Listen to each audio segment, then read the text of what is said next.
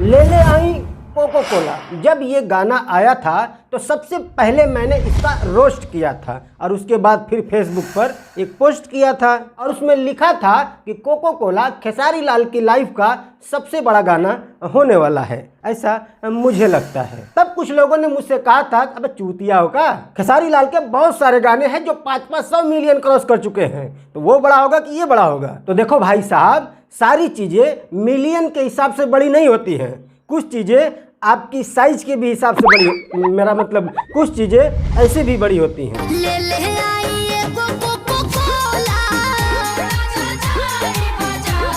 क्यों अंतर्यामी निकला ना मैं? कभी कभी लगता है कि आप उन्हीं भगवान है।